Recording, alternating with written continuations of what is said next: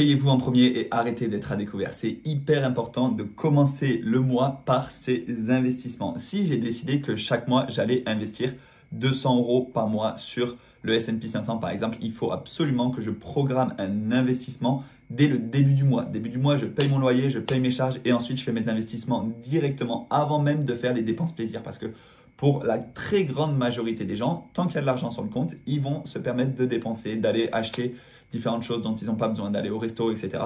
Alors oui, ça peut être votre style de vie, mais si vous voulez vraiment profondément mettre de l'argent sur les marchés financiers, investir sur le Bitcoin, investir sur le S&P 500, même mettre de l'argent sur un livret A, peu importe votre stratégie, on en a déjà parlé 1000 fois, c'est pas intéressant de mettre de l'argent sur un livret A, sauf si c'est une épargne de précaution que vous voulez vous constituer avant d'investir.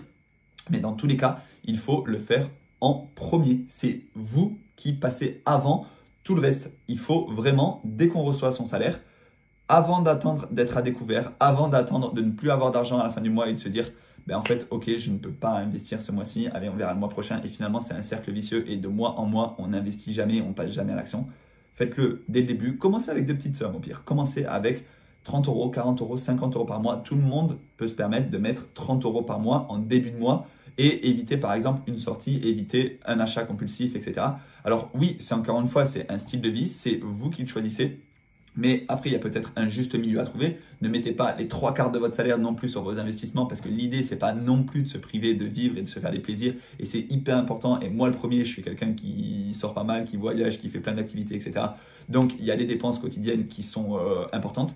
Mais il y a aussi, à un moment donné, psychologiquement, c'est un shift en fait qui vous dit de « Ok, mais ça, dans tous les cas, c'est de l'argent que j'ai pas. » Si vous gagnez, je ne sais pas, 2200 € par mois par exemple et qu'il y a 200 € qui partent directement sur votre compte d'investissement, faites comme si vous gagnez 2000 € et vivez avec ce salaire. En fait, et c'est la même chose pour tous les salaires. Si vous gagnez 1600 et que vous voulez investir 100 €, faites comme si vous gagnez 1500. Voilà. C'est vraiment important d'avoir cette mentalité de se payer en premier, faire passer ses investissements en premier.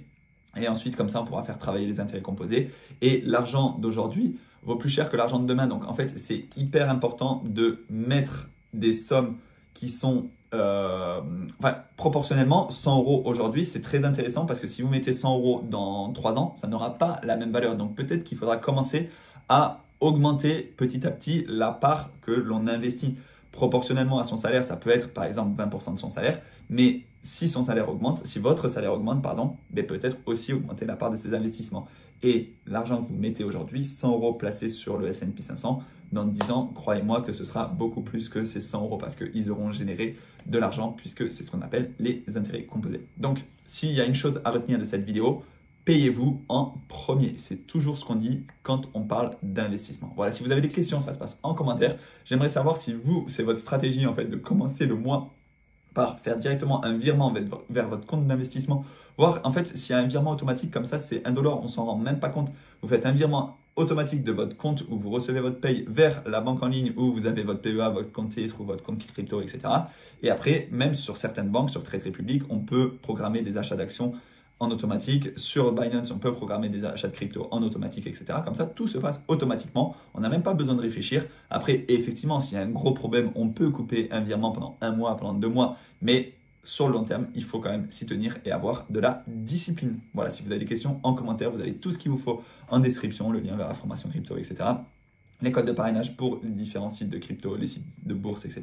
Et nous, on se dit à très bientôt. Prenez soin de vos investissements, payez-vous en premier et ciao!